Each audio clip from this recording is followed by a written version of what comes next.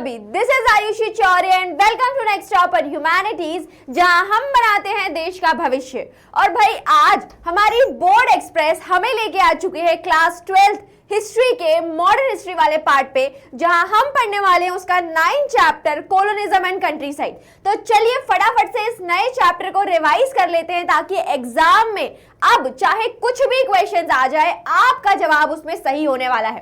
तो चलिए देखते हैं हमारे इस चैप्टर को, जिसमें हम समझेंगे कि कोलोनिज्म क्या है और कैसे जब ब्रिटिशर्स इंडिया में आए तो उन्होंने किस तरीके से जो रेवेन्यू कलेक्शन का काम था वो इंडिया में किया हुआ था। ठीक है, तो चलो बेटा देखते हैं इस चैप्टर को।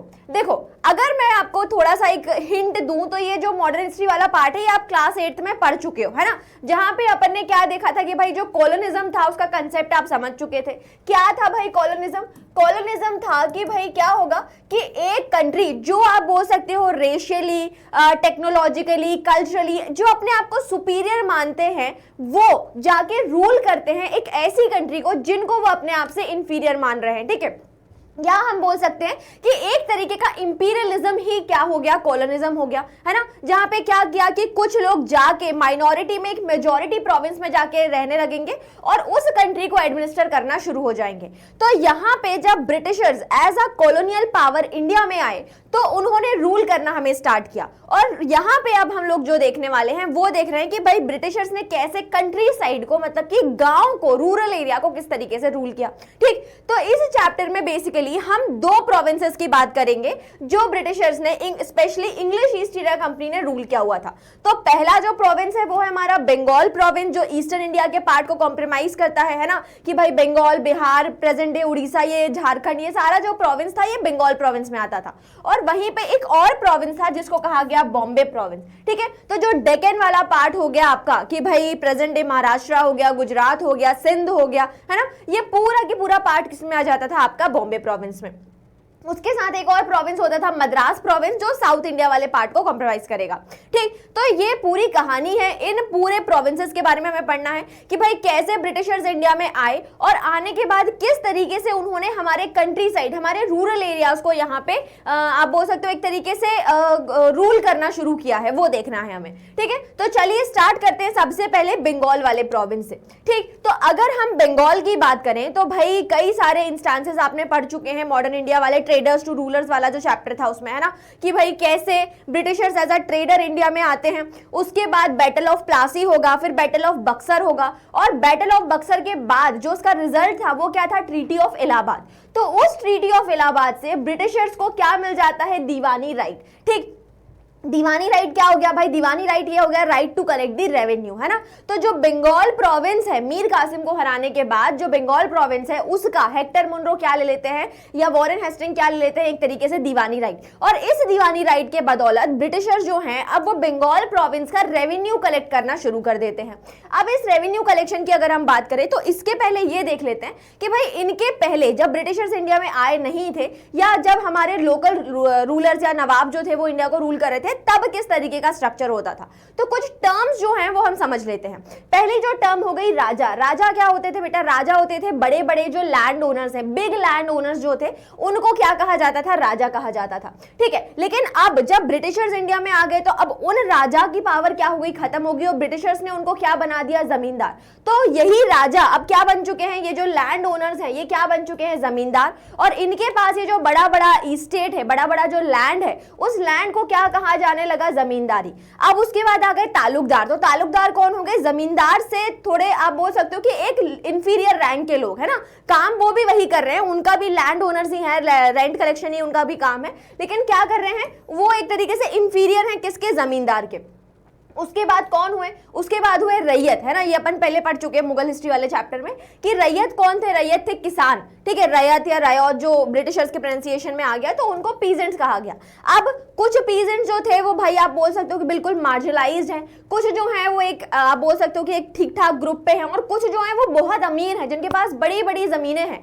तो वो पीजेंट्स जो बहुत अमीर हैं, जो रिच आप बोल सकते हो कि रिच एंड पावरफुल रैयत है, रिच एंड पावरफुल किसान है, उनको क्या कहा जाता जाता था, जोतेदार कहा जाता था। ठीक है, अब ये जो अलग अलग टर्म्स है, ये जो किस तरीके से इन्होंने पूरा एक सिस्टम बनाया हुआ था, वो सिस्टम देखो क्या होता था कि भाई कई सारे होते थे अंडर रायट्स। ठीक है, मतलब कि ऐसे छोटे छोटे किसान जो दूसरे के खेतों में जाके काम करते थे। ठीक, तो ये कई सारे रैयत्स होते थे। अब ये रैयत्स क्या होते थे, कुछ जोतेदार के खेतों में भी काम करते थे, बड़े बड़े जो पीजेंट्स है उनके यहाँ भी काम करते थे, और कुछ जो होते थे वो आप बोल सकते हो कि जो एवरेज पीजेंट्स है उनके यहाँ काम करते थे।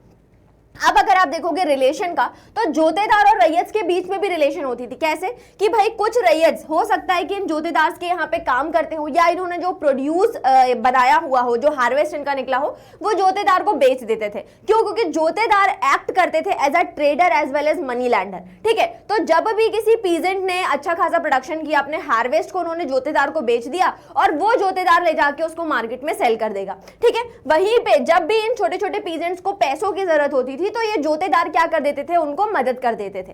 ठीक है, उनको मनी लेंडिंग का काम दे देते थे।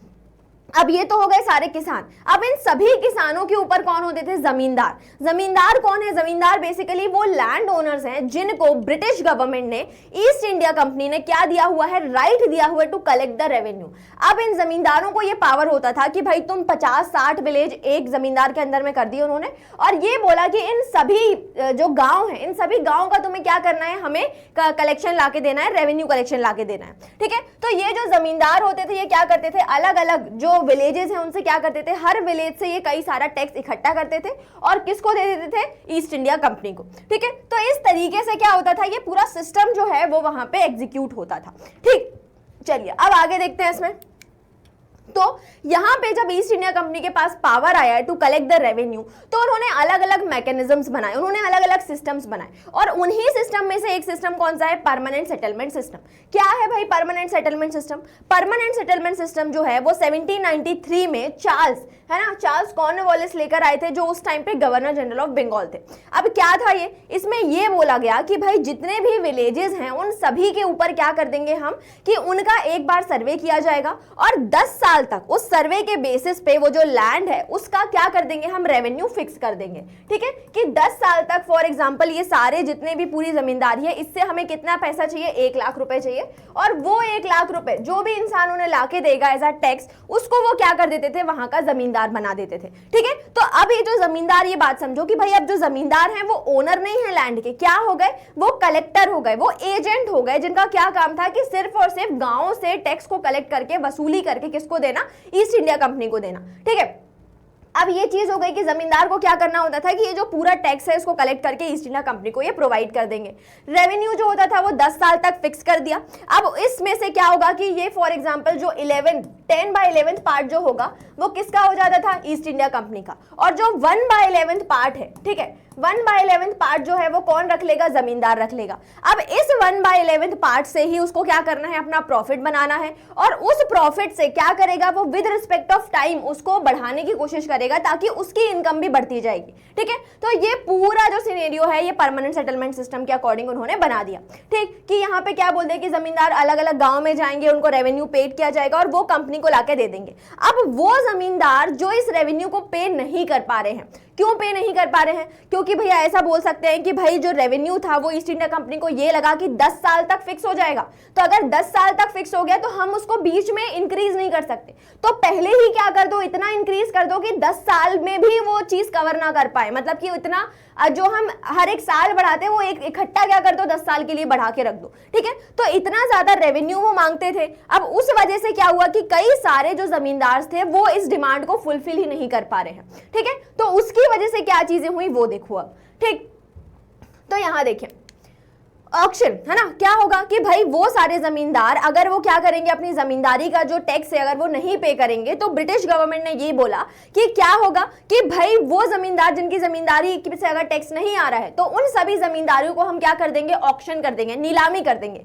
अब उसी तरीके का एक नीलामी का जो एग्जाम्पल है वो आपकी बुक में दिया हुआ है, ऑक्शन इन बर्दवान। ठीक है, क्या बताती है उसमें देखो कि 1797 में जो राजा ऑफ बर्धमान है, मतलब प्रेजेंट डे जो बर्धमान एक करके डिस्ट्रिक्ट है वेस्ट बंगाल में, वहां की बात करी जा रही है कि ये जो बर्धमान है वहां के जो राजा हैं वो परमानेंट सेटलमेंट सिस्टम में जो उन्होंने एक तरीके से रेवेन्यू फिक्स किया था उसको देने में फेल हो गए।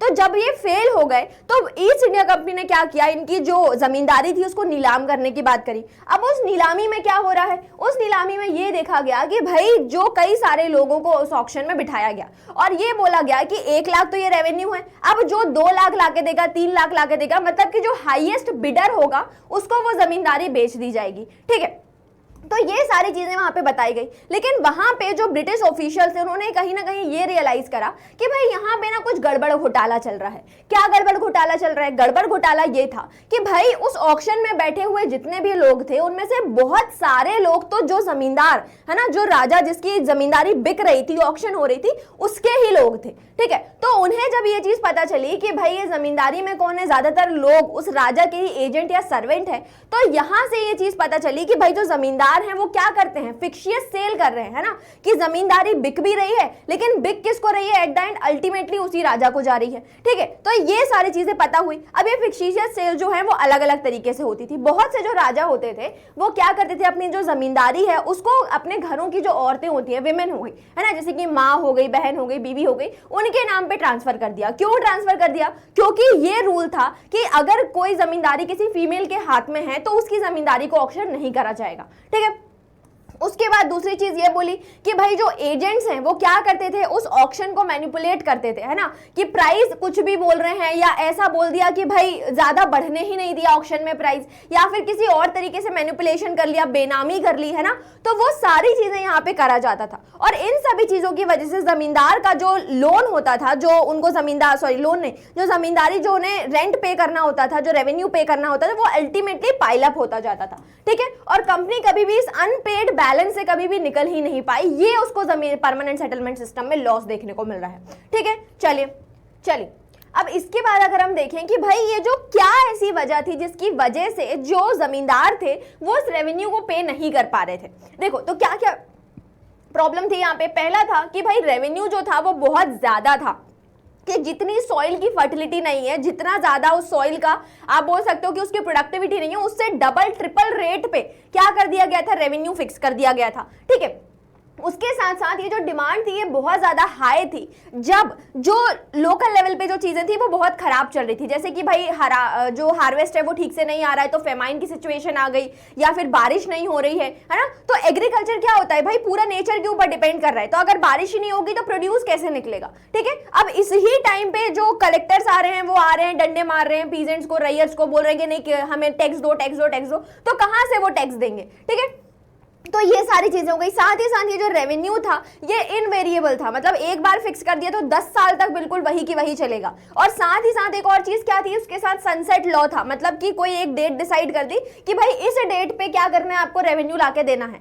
अब सूरज ढलने के पहले अगर वो रेवेन्यू वहां पे जाके जमा नहीं हुआ तो आपकी जो जमींदारी है उसको ऑक्शन कर दिया जाएगा। ठीक है, तो इस तरीके से काफी ज्यादा स्ट्रिक्ट रूल होते थे। साथ ही साथ जो ईस्ट इंडिया कंपनी थी उसने जो लोकल राजास थे, जिनको अब वो जमींदार कह रहे थे, उनके पावर को कहीं ना कहीं क्या कर दिया था, लिमिट कर दिया था अलग अलग तरीके से। ठीक है, क्या क्या किया उन्होंने वो जमींदार जिनके पास रैयत के लिए कई सारे ट्रूप्स होते थे अपने खुद के, है ना, कि भाई थोड़ा सा मतलब पावर भी होना चाहिए, कुछ मैन पावर भी होना चाहिए कि क्या कर सके कि अगर कोई टैक्स नहीं दे रहा है तो उससे मार ठोक के टैक्स लेके आ जाए। ठीक है, तो वो जो ट्रूप्स थे वो उन्होंने डिसबैंडन कर दिए। साथ ही साथ जो कस्टम, जो अलग अलग ड्यूटीज वो लोग लिया करते थे ट्रेडर्स से या किसी और चीज के ऊपर, ठीक है, तो वो सारी ड्यूटीज उन्होंने क्या कर दिया, अबॉलिश कर दी। साथ ही साथ जो कचहरी, जो लोकल जस्टिस का वो एक काम कर रहे थे, लोकल पुलिस, लोकल जस्टिस का वो जो काम कर रहे थे वो यहाँ पे खत्म कर दी गई। उसके साथ यहाँ पे क्या देखा गया कि भाई कलेक्टर जो है, अब जो ब्रिटिश की तरफ से जो कलेक्टर्स आ रहे हैं उनके पास सारा पावर दे दिया डिस्ट्रिक्ट का, उस लोकल एरिया का, एज कंपेयर टू किसके पास,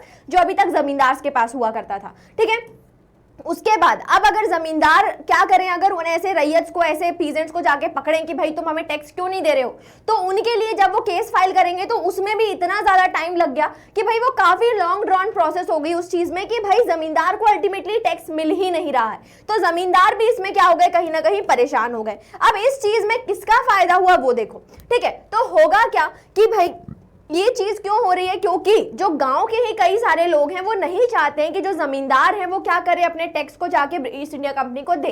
क्यों? क्योंकि वो खुद पावर को क्या करना चाहते हैं, राइज करना चाहते हैं। ठीक है, तो यहाँ पे जो फ्रांसिस बुचनान है उनके यहाँ पे बताया हुआ कि वो एक जोतेदार का डिस्क्रिप्शन करते हैं कि कौन है जोतेदार। ठीक है, तो यहाँ पे बता रहे हैं वो कि जोतेदार कौन है, रिच पीजेंट्स हैं, है ना, कि गांव में रह रहे वो अमीर किसान हैं जिनको क्या बोला गया, जोतेदार बोला गया, और जिनको अलग अलग जगहों पे हलवादार हो गए, घंटीदार हो गए, मंडल्स हो गए, इन नामों से पुकारा गया। ठीक है, तो इनके पास काफी बड़ा बड़ा लैंड होता था, वास्ट एरिया ऑफ लैंड होता था, जिसमें ये क्या करते थे, वहां के लोकल ट्रेड को कंट्रोल करते थे, मनी लैंडिंग का काम करते थे। ठीक है, उसके साथ साथ जो पावर होता था पुअर कल्टीवेटर्स के ऊपर, उसको एग्जीक्यूट करते थे। कैसे एग्जीक्यूट कर पाए? क्योंकि भाई जो जमींदार हैं वो तो जमींदार बन के, है ना, जमींदारी लेके कहाँ सेटल हो गए, जाके शहरों में बस गए, है ना, कोलकाता में जाके बड़ी सी हवेली बना ली। अब गाँव में क्या चीजें चल रही हैं वो तो गाँव के लेवल के, जो उसको वो जानेगा ना जो गाँव में ऑलरेडी रह रहा है। तो कौन रह रहा था? वो जोतेदार से रह रहे थे, और वो जोतेदार ने क्या किया, धीरे धीरे अपने पावर को एक्सपांड करते गए। उन्होंने जो पुअर कल्टीवेटर्स थे, जो गांव में रह रहे गरीब लोग हैं,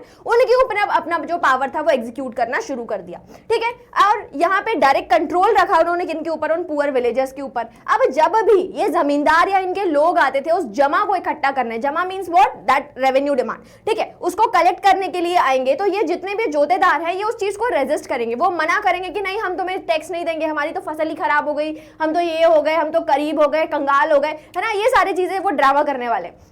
साथ ही साथ वो जब भी वहां पे जमींदार के ऑफिशियल आ रहे हैं टैक्स कलेक्ट करने के लिए, तो वो उनमें कोऑपरेट नहीं कर रहे हैं, उनको टैक्स नहीं दे रहे हैं, और अल्टीमेटली क्या हुआ कि भाई जो ईस्ट इंडिया कंपनी है वो पहले से ही उनके ट्रूप्स को डिसबैंडन कर चुकी है, तो उनके पास पावर भी नहीं है कि भाई किसी तरीके से उनसे रेजिस्टेंस का मतलब एक तरीके से लड़ाई झगड़ा करके किसी तरीके से टैक्स लेके आ जाए। ठीक है, उसके बाद ये जानबूझ के क्या करते थे, रैयत को एक जगह से दूसरी जगह मोबिलाइज कर दिया, है ना, कि भगा दिया कि तुम जाओ यहाँ से, वो टैक्स लेने आएगा तो हम देख लेंगे। या फिर ये क्या करते थे कि डेलिबरेटली उन पेमेंट्स को डिले करना। क्या था इनका मोटिव ये सारी चीजें करने का? कि भाई ये खुद क्या बनना चाहते थे, जमींदार बनना चाहते थे, है ना, कि भाई अगर जो हमारा जमींदार है, अगर उसकी जमींदारी बिक गई तो कौन है उसके बाद, अगला नंबर तो हमारा ही है ना, हम ही खरीद लेंगे, हम जमींदार बन जाएंगे। ठीक है, तो ये सारी चीजें होती थी जो जोतेदार करते थे। बट इस चीज का जमींदार जो थे वो भी अलग अलग स्ट्रैटेजी से क्या करते थे, उस चीज का कहीं ना कहीं उसको खत्म करने की कोशिश करते थे। ठीक है, काउंटर करते थे उसको। तो वो फिक्शियस सेल जो होती थी उसका यूज करेंगे, मैनिपुलेशन का यूज करेंगे। साथ ही साथ उन्होंने अपने क्या रखे हुए थे, लठियाल्स रखे हुए थे। लठियाल्स कौन, एक तरीके से आप बोल सकते हो कि जो मसल पावर वाले मैन होते हैं, है ना, उनको यहां पे रखा हुआ था इन जोतेदार्स को टैकल करने के लिए। ठीक, चलिए अब अगर हम बात करें कि भाई जो ईस्ट इंडिया कंपनी थी उसका भी ब्रिटेन में अगर हम देखें तो बहुत अच्छा आप बोल सकते हो कि इम्पैक्ट नहीं था, क्योंकि वहां पे ईस्ट इंडिया कंपनी क्या थी, एक प्राइवेट कंपनी थी, जो वहां पे ब्रिटिश की जो क्वीन थी उन्होंने ये पावर दिया था, मोनोपोली दी थी कि आप जाइए और इंडिया में जाके ट्रेड करिए। अब इस चीज की वजह से जो ब्रिटेन पार्लियामेंट और बाकी की जो कंपनी है वो धीरे धीरे क्या चाह रही थी कि भाई एक ही कंपनी जाके क्यों इतना पैसा कमा रही है, हम क्यों नहीं कमा रहे हैं। ठीक है, तो इस वजह से ईस्ट इंडिया कंपनी के ऊपर चेक रखने के लिए समय समय पे ब्रिटिश पार्लियामेंट में इनके कामों को वहां पे देखा जाता था। ठीक, तो यहां पे ब्रिटिश पार्लियामेंट में ये देखा गया कि भाई कंपनी मिसरूल कर रही है, मेल एडमिनिस्ट्रेशन कर रही है, ठीक है, और मोनोपोली है। तो इसके लिए समय समय पे अलग अलग क्या करे गए, आप बोल सकते हो कि कई सारे स्टेप्स लिए गए। जैसे कि पहली चीज ये बोली गई कि भाई जो क्वीन विक्टोरिया है, जिन्होंने एलिजाबेथ है, जिन्होंने क्या किया हुआ था कि कंपनी को ये रॉयल चार्टर दिया हुआ था कि आप क्या करिए कि वहां पे जाके ट्रेड करिए, तो उस जो रॉयल चार्टर था उसको रिवोक करिए, उसको खत्म करिए। साथ ही साथ कंपनी के कहीं ना कहीं उसके पावर को लिमिट करने के लिए उन्होंने क्या लेकर आए, रेगुलेटिंग एक्ट लेकर आए। उसके बाद एक सिलेक्ट कमिटी बनाई, एक कमिटी बनाई जिसको ये काम दिया गया कि आप जाइए और ईस्ट इंडिया कंपनी के काम को देखिए इंडिया में कि भाई वो किस तरीके से काम कर रही है। तो ये जो कमिटी है इसने एक रिपोर्ट बनाई, जिस रिपोर्ट का नाम था फिफ्थ रिपोर्ट, जो 1830 में ब्रिटिश पार्लियामेंट में प्रेजेंट करी गई। अब इस रिपोर्ट में क्या था, ये जो रिपोर्ट है ये हमारे लिए एक तरीके से सोर्स साबित हुई कि भाई ब्रिटिशर्स ने किस तरीके से, ईस्ट इंडिया कंपनी ने किस तरीके से इंडिया में रेवेन्यू कलेक्शन का काम किया हुआ है। ठीक, तो ये जो रिपोर्ट थी ये एक एडमिनिस्ट्रेशन के ऊपर बनाई गई रिपोर्ट थी, जिसमें अराउंड क्या बताया गया कि ईस्ट इंडिया कंपनी किस तरीके से काम कर रही है। ठीक है, 1002 पेजेस थे इसमें, जिसमें 800 पेजेस जो थे वो अपेंडिसेस से भरे हुए थे, जिसमें ये बताया गया कि भाई अलग अलग पिटिशंस लगी हुई है, जमींदार की, रैयत की, ठीक है, रिपोर्ट्स लगी हुई है कलेक्टर्स की, है ना, कि भाई कंपनी काम तो कर रही है लेकिन उसको कोई रेवेन्यू ही नहीं दे रहा है, ठीक है। उसके बाद रेवेन्यू रिटर्न्स के बारे में टेबल्स थे, नोट्स थे रेवेन्यू एडमिनिस्ट्रेशन, जुडिशियल एडमिनिस्ट्रेशन से रिलेटेड, ठीक है। तो इस तरीके से रिपोर्ट बनाई गई जिसमें वो सारी चीजें कि भाई कंपनी किस तरीके से काम कर रही है वो सारी चीजें यहाँ पे इस रिपोर्ट में बताया हुआ था, ठीक है। चलिए तो चलो देखो, अभी तक हम किसके बारे में देख रहे थे, अभी हम देख रहे थे कि भाई जो प्लेन एरियाज में, रूरल एरिया में विलेजर जो रह रहे हैं उनके ऊपर कॉलोनिज्म का क्या इंपैक्ट आया। अब हम बात करते हैं फॉरेस्ट एरिया में, ठीक है, कि भाई फॉरेस्ट में रहने वाले लोगों के साथ किस तरीके का कॉलोनिज्म पे इंपैक्ट आया हुआ है, ठीक। तो फॉरेस्ट में जो लोग रह रहे हैं उन्हें, स्पेशली राजमहल हिल्स में जो लोग रह रहे हैं उनको कहा जा रहा है पहाड़ीज। और ये जो पहाड़ीज हैं वो यूज कर रहे हैं एक टूल, किसके लिए, कल्टीवेशन के लिए, जिसको कहा गया हॉ, ठीक है। तो हॉय क्या है, एक तरीके से आप जिसको अगर हम हिंदी में बोलें तो फावड़ा जो होता है, ठीक है, उसका यूज किया जाता है कि भाई वीड्स वगैरह को क्लियर कर लिया, मिट्टी को थोड़ा बहुत पलट दिया, है ना। इन सब चीजों के लिए किसका यूज करा जाता है, हॉय का यूज किया जाएगा। वहीं पे एक और टूल है जो है प्लो। प्लो को कौन यूज करता था, प्लो को यूज करते थे सेटल्ड कल्टीवेशन करने वाले लोग जो एक ही जगह पे रह के लंबे समय तक क्या करते हैं, खेती करते हैं, ठीक है। तो ये खेती करी गई संथाल ट्राइब्स के थ्रू। और ये जो संथाल्स हैं वो क्या करते थे, फुट मतलब जो हिल है इस तरीके से, उसका जो लोअर एरिया है, फुट हिल्स वाला जो पार्ट है, वहां पे रह के सेटल्ड कल्टीवेशन करते थे, लंबे समय तक वहीं पे रहा करते थे, ठीक है।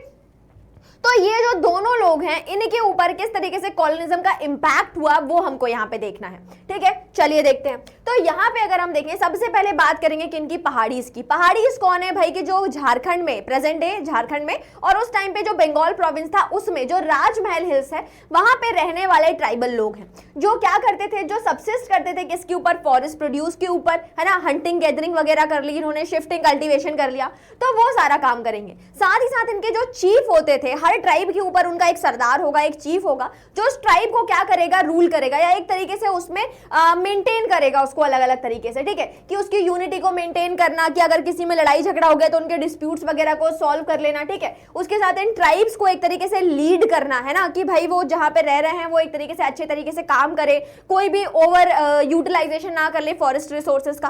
तो वो सारी चीजें ये देखते थे। साथ ही जो सरदार होते थे ये क्या करते थे कि जो प्लेन में जो लोग रह रहे हैं, जो सेटल्ड लोग रह रहे हैं, उनके ऊपर क्या करते थे, ये अटैक करते थे और अटैक करके, रेड करके, लूट के इनका सामान कहां भाग जाते थे, जंगलों में भाग जाते थे, ठीक है। उसके साथ साथ ये लोग क्या करते थे कि वहां से उन जंगलों से गुजरने वाले जो भी ट्रेडर्स होते थे उनसे क्या किया जाता था, उनसे एक तरीके से ड्यूटी कलेक्ट करते थे ताकि वो क्या कर सके, सेफ पैसेज उनको प्रोवाइड हो सके। तो ये सारा काम कौन करते थे, पहाड़ीज करते थे। अब पहाड़ीज के ऊपर क्या इंपैक्ट आया कॉलोनिज्म का, तो वो देखो भाई, ठीक है। तो इंपैक्ट ऑफ कॉलोनिज्म क्या हुआ कि पहाड़ीज क्या कर रहे हैं, शिफ्टिंग कल्टीवेशन कर रहे हैं, एक जगह से दूसरी जगह मूव करते रहते हैं। अब इन्हीं चीजों के लिए जो ईस्ट इंडिया कंपनी थी वो नाराज थी। उन्हें क्या लग रहा था कि भाई ये तो क्या कर रहे हैं, एक जगह से दूसरी जगह मूव कर रहे हैं, आज इतना जंगल काट दिया, फिर दूसरे दिन उतना काट दिया, फिर और अगले साल उतना काट दिया। तो यहाँ पे क्या कर रहे हैं, ये नोमैड्स हैं, ये एक जगह से दूसरी जगह मूव कर रहे हैं। तो हम क्या कर पा रहे हैं, हम इनसे टैक्स नहीं ले पा रहे हैं और ये क्या है, एक तरीके से अनरूली है, अनसिविलाइज्ड है, ठीक है, सैवेज है, जंगली है, वो सारी चीजें उन्होंने परसेप्शन उनके बारे में बनाया हुआ था। तो वो क्या बोल रहे हैं कि इनका शिफ्टिंग कल्टीवेशन रोको और इनको क्या करो, एक ही जगह पे सेटल करो और सेटल करके इनसे क्या करो, खेती बाड़ी करवाओ, तभी तो हम क्या करेंगे, इनके लैंड को सर्वे करेंगे और इनसे टैक्स कलेक्ट करेंगे, ठीक है। तो वो सारी चीजें हो गई। अब यहाँ पे कन्फ्लिक्ट होने लगा किसके बीच में, हॉय और प्लो के बीच में, मतलब कि पहाड़ीज और संथाल्स के बीच में, ठीक है। जो संथाल्स थे वो तो कल्टीवेशन के लिए मान गए, वो तो एक जगह पे रहने के लिए मान गए, लेकिन जो पहाड़ीज थे वो बिल्कुल नाराज थे कि हम तो भाई हल को छुएंगे ही नहीं, हमारे लिए तो हम शिफ्टिंग कल्टीवेशन को अपना छोड़ेंगे ही नहीं, हम क्या करेंगे, हम जो काम कर रहे हैं वही करेंगे, फॉरेस्ट में रहेंगे, जंगलों में ही रहेंगे, ठीक है। तो वो सारी चीजें हो गई। अब धीरे धीरे क्या हुआ, ये जो संथाल्स थे इन्होंने क्या किया, अपना एरिया एक्सपांड करना शुरू किया और एक्सपांड करते करते ये लोग पहाड़ीज के एरिया में एंटर करना शुरू हो गए। तो अब ये जो पहाड़ीज थे जिनके पास जो थोड़ी बहुत फर्टाइल जमीन थी वो भी किसके पास आ गई, संथाल्स के पास आ गई और इनको एक तरीके से क्या मिला, बहुत ही खराब जो एरिया था वो इनको यहाँ पे मिलने लगा। तो इस चीज से नाराज होके जो पहाड़ीज थे उन्होंने संथाल्स के ऊपर अटैक करना शुरू कर दिया, ब्रिटिशर्स के ऊपर अटैक करना शुरू कर दिया और इस ही चीज का बदला लेने के लिए 1770 में ब्रिटिशर्स ने कई सारे पहाड़ियों को मारना शुरू कर दिया, ठीक है। अब इसके बाद एक पॉलिसी ऑफ पैसिफिकेशन आती है जो कौन लेकर आएंगे, अगस्टस क्लीव क्लीवेंड, ठीक है, 1780 में जो अगस्टस क्लीवेंड है, who was the collector of Bhagalpur, वो एक पॉलिसी लेकर आते हैं जहां पे वो ये बोलते हैं कि ये जो पहाड़ी चीफ है ना, इनको हम क्या करते हैं, इनके साथ एक ट्रीटी करते हैं, इनके साथ एक नेगोशिएशन करते हैं और उनको ये बोलते हैं कि आप ही अपनी ट्राइब को क्या करो, मेंटेन करो और हमें क्या करो, समय समय पे ट्रिब्यूट दे दिया करो, ठीक है। तो वो सारी चीजें, वो उसको मेंटेन करना, अपनी ट्राइब को मेंटेन करना, प्रॉपर कंडक्ट करना, वो सारी चीजें कहीं ना कहीं क्या कर दी गई, इन ट्राइब्स के साथ सेट करी गई, ठीक है। चलिए अब अगर हम बात करें संथाल्स की, तो संथाल्स तो एक तरीके से आप क्या बोल सकते हो कि भाई ब्रिटिशर्स को वो सही लग रहे हैं, है ना, कि जो पहाड़ीज हैं वो तो सेटल कल्टीवेशन के लिए मान नहीं रहे हैं, वो तो मूव कर रहे हैं और कौन, संथाल्स जो है वो एग्री हो गए। तो पहले तो ब्रिटिशर्स को संथाल्स बढ़िया लगेगी, है ना, ठीक है, काम कर रहे हैं और एक तरीके से बफर हो गए पहाड़ीज और कॉमन लोगों के बीच में, ठीक। तो इस चीज के लिए सेटल कल्टिवेटर हुए कौन, ये संथाल्स, राजमहल हिल में रहने वाले लोग जो समय समय पे क्या हुए, move into the areas, into the displace the पहाड़ीज, है ना, कि पहाड़ीज का जो जंगल था उसमें धीरे धीरे ये क्या करने लगे, एंटर होने लगे और वहां पे अपना जो शिफ्टिंग कल्टीवेशन, सॉरी, जो सेटल कल्टीवेशन है उसको एक्सपांड करने लगा उन्होंने, ठीक है। अब उसके बाद इन्होंने क्या किया, वहां पे जाके कई सारे राइस, कॉटन, इस तरीके के जो क्रॉप्स है उन्होंने यहाँ पे उगाना शुरू करा और उस एरिया को जहां पे ये कल्टीवेशन करते थे उसका नाम इन्होंने दिया दामिने कोह, ठीक है। तो जैसे ये समझो कि जैसे यहाँ पे रह रहे हैं पहाड़ी, ठीक है, और यहाँ पे कौन रह रहे हैं, यहाँ पे रह रहे हैं रूरल एरिया या विलेज है, तो इनके बीच में कौन रह रहा है, इनके बीच में रहना है संथाल्स। और ये जो संथाल्स है ना, इन्होंने अपने लैंड को क्या कर लिया, चारों तरीके से उनकी बाउंड्री बना दी, पिलर्स वगैरह बना के, ठीक है, और ये बोल दिया कि ये जो हमारा पूरा एरिया है इसको हम क्या नाम देंगे, दामिने कोह, यहाँ पे हमारी ऑटोनॉमी चलेगी, हम अपने तरीके से यहाँ पे काम करेंगे, ठीक है। अब ये जो संथाल्स थे बाद में ये भी क्या होने लगे, मनी लैंडर्स की वजह से, ब्रिटिशर्स की वजह से क्या होने लगे, परेशान होने लगे, ठीक। तो इन्हीं सभी चीजों की वजह से जो अलग अलग जमींदार आए, मनी लैंडर्स आए, कॉलोनियल स्टेट आए, इन सभी की पॉलिसीज की वजह से संथाल्स ने 1855-56 में क्या किया, रिवोल्ट किया, किसकी लीडरशिप में, सिद्धू मांझी के लीडरशिप में, ठीक है। क्या कॉज था उसका, कॉज ये था कि भाई ब्रिटिश गवर्नमेंट जो है वो उनसे हैवी टैक्स ले रही थी उनके लैंड के ऊपर, साथ ही साथ क्या किया गया कि ये जो मनी लैंडर्स थे, ये डिक्कूस जो थे, है ना, आउटसाइडर्स, डिक्कूस क्या होंगे, आउटसाइडर्स, ठीक है, वो उनसे क्या करते थे, high rate of interest charge करते थे कि अगर लोन दिया है तो बहुत ज्यादा इंटरेस्ट चार्ज कर लिया, ठीक है। उनमें अलग अलग तरीके से क्या कर रहे हैं, क्रिश्चियनिटी जो है उसमें क्या कर रहे हैं, उनका कन्वर्जन कर रहे हैं, तो वो सारी चीजें जो थी वो यहाँ पे करी गई। देन जो जमींदार हैं वो क्या करते थे, धीरे धीरे उनका जो दामिने कोह है उसके ऊपर भी क्या किया, उन्होंने उनके लैंड के ऊपर कब्जा कर लिया। तो इन सभी चीजों की वजह से जो संथाल्स उन्होंने क्या किया, अपना रिवोल्ट किया, ठीक। लेकिन बाद में इनका जो रेबिलियन है उसको क्या कर दिया गया, क्रश कर दिया गया, ठीक है। बहुत सारे जो संथाल्स थे उनको मार दिया गया लाखों के नंबर में, ठीक है। और बाद में क्या किया गया, एक नेगोशिएशन की पॉलिसी लेकर आए कि संथाल्स को धीरे धीरे क्या किया, ऑटोनॉमी प्रोवाइड करी और इनके लिए एक परगना बना दिया, ठीक है, एक प्रोविंस बना दिया जिसका नाम दिया संथाल परगना, ठीक है। तो इस तरीके से ब्रिटिशर्स जो है उन्होंने पूरा जो बंगाल प्रोविंस है उसको इस तरीके से रेवेन्यू के मामले में रूल किया हुआ है। अब हम लोग बात करेंगे किसकी, अब हम लोग बात करते हैं डेक्कन की, ठीक है, कि डेक्कन में क्या चीजें हो रही हैं। तो अगर बात करें डेक्कन में कि भाई वहां पे क्या रिवोल्ट है, वहां पे क्या सिचुएशन है, क्या चीजें ऐसी हुई, तो वो देखो डेक्कन में क्या था कि भाई परमानेंट सेटलमेंट सिस्टम हम लोग देख चुके हैं कि भाई जो परमानेंट सेटलमेंट था उसमें जमींदार की वजह से या हाई रेवेन्यू रखने की वजह से ब्रिटिश गवर्नमेंट को लॉस हो रहा था और इस वजह से अब ब्रिटिश गवर्नमेंट ये चाह रही थी कि हम जो मिडिल मैन है, जो इंटरमीडिएटरीज हैं, उनको हटाएं और क्या करें, जो रैयत हैं, जो पीजेंट्स हैं, उनको डायरेक्ट क्या करें, उनसे टैक्स कलेक्ट करना शुरू कर दे, ठीक है। तो यहाँ पे एक और जो रेवेन्यू कलेक्शन का सिस्टम था जिसका नाम दिया रैयतवाड़ी सिस्टम, जो कौन लेकर आए, जो लेकर आए थॉमस मुनरो, ठीक है। तो थॉमस मुनरो एक सिस्टम डिवाइस करते हैं, लेकर आते हैं जिसका नाम दिया उन्होंने रैयतवाड़ी सिस्टम, जिसमें यह बोला गया कि भाई जो पीजेंट्स हैं वो डायरेक्टली टैक्स किसको देंगे, कंपनी को देंगे। तो इसके लिए उन्होंने जो लैंड था उसको उसकी फर्टिलिटी के हिसाब से कई सालों तक उसको क्या किया गया, सर्वे किया गया और 30 साल तक क्या कर दिया गया, उसका रेवेन्यू जो है वो फिक्स कर दिया गया। बट ये जो सिस्टम था ये भी फेल हो गया। क्यों फेल हो गया? क्योंकि भाई जो ब्रिटिशर्स थे उन्होंने रेवेन्यू डिमांड इसमें भी इतनी हाई रखी हुई थी कि भाई जो लोग थे, जो रैयत थे, वो उसको पे ही नहीं कर पा रहे थे। साथ ही साथ अब छोटी छोटी डिमांड्स के लिए पीजेंट्स को क्या करना पड़ता था, जो मनी लेंडर्स हैं उनके ऊपर क्या करना पड़ेगा, डिपेंड करना पड़ेगा, है ना, कि भाई टैक्स देना है तो उसके लिए साहूकार से उन्होंने लोन ले लिया, उसके बाद हल खरीदना है तो उसके लिए लोन ले लिया।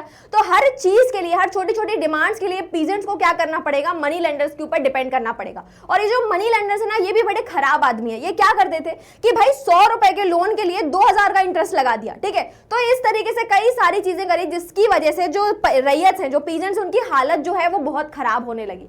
अब क्या हुआ, एक समय ऐसा आया कि भाई 1861 में जो अभी तक ब्रिटेन जो था वो एक तरीके से से क्या बन चुका है, टेक्सटाइल हब बन चुका है ना। वहां पे एक तरीके से आप बोल सकते हो कि टेक्सटाइल का एक एसोसिएशन बन चुका है जिसको कपड़ा बनाने के लिए कॉटन की डे टू डे नीड है। अब पहले तो ये कॉटन कहां से आ रहा था, अमेरिका से आ रहा था, लेकिन जब 1861 में अमेरिका में सिविल वॉर हुआ तो अब वहां से जो कॉटन का सप्लाई था वो कट हो गया, ठीक है।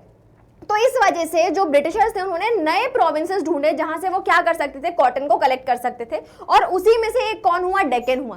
तो डेक्कन में क्या किया गया, डेक्कन में ये बोला गया कि आप कॉटन को प्रोड्यूस करो, कॉटन की बहुत डिमांड है। और इस वजह से जो मनी लेंडर्स थे वो भी जो रैयत थे उनको क्या करने लगे, भर भर के लोन देने लगे, क्रेडिट देने लगे, ठीक है। और ये बोला कि ये क्या होगा कि आपको जितना क्रेडिट चाहिए हमसे ले लियो और कॉटन को क्या करो, यहाँ पे आप प्रोड्यूस करो, ठीक है। लेकिन जैसे ही सिविल वॉर खत्म हुआ तो वापस से जो ब्रिटेन था वो कहां शिफ्ट हो गया अपनी डिमांड के लिए, अमेरिका। और यहां पे वापस से जो कॉटन की डिमांड थी इंडिया में, डेक्कन में, वो डिक्लाइन होने लगी। तो इस वजह से क्या हुआ, जैसे ही वो कॉटन बूम खत्म हुआ, डिसअपीयर हुआ, तो वापस से जो पीजेंट्स हैं उनके लिए क्रेडिट के लिए क्या होने लगा, उसकी शॉर्टेज होने लगी। अब कोई उनको लोन देने के लिए तैयार नहीं है और बदले में क्या किया गया, उनके जितने लोन थे उनको और पाइलअप कर दिया गया, है ना।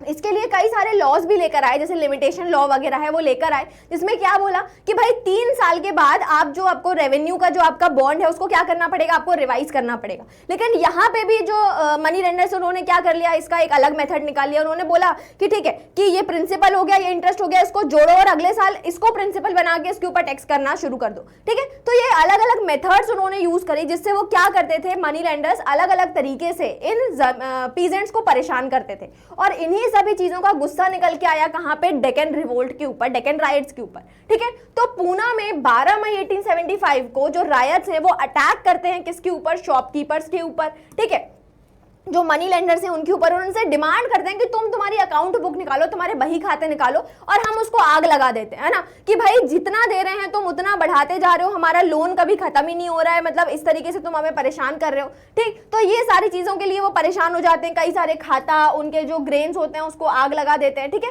उनके घरों में आग लगा देते हैं साहूकार वगैरह के। तो ये सारी चीजें हो रही, तो बहुत समय लगा इस चीज को क्या करने में। 30 विलेजेस, धीरे धीरे ये क्या हुआ, पूना से स्टार्ट हुआ, अहमदनगर में फैला और धीरे धीरे कई सारे जो विलेजेस थे वहां पे ये स्प्रेड होता गया और कई सारे महीने लग गए इस रिवोल्ट को, इस रायट को खत्म करने के लिए। बाद में जो ब्रिटिश गवर्नमेंट थी उन्होंने इसके लिए क्या किया, इन्होंने एक रायट कमीशन भी बनाया जिसने क्या किया, 1875 में इस पूरी चीज को क्या किया, विटनेस किया, देखा कि भाई क्या इसमें सच्चाई थी और क्या इसमें गलत था, ठीक है। तो ये सारी चीजें थी डेक्कन रिवोल्ट और डेक्कन राइट्स की, ठीक है। चलिए, तो यही इस चैप्टर की जो बेसिक आउटलाइन थी, जो बेसिक कंसेप्ट थे वो हमने समझ लिए। अब यहाँ पे कुछ क्वेश्चंस मैं आपके लिए लेकर आई हूँ जिससे आप क्या कर सकते हैं, इस चैप्टर को प्रैक्टिस कर सकते हैं, ठीक है। तो ये कुछ MCQs हैं। देन अगर हम देखें अलग अलग चीजें और कई तरीके के क्वेश्चन है, शॉर्ट आंसर है, लॉन्ग आंसर है, ठीक है, पैसेज बेस्ड क्वेश्चन है। तो ये सारे क्वेश्चन आपको क्या करना है, प्रैक्टिस करना है और अपने एग्जाम के लिए बिल्कुल परफेक्ट तैयारी करनी है, ठीक। So I hope you like this lecture.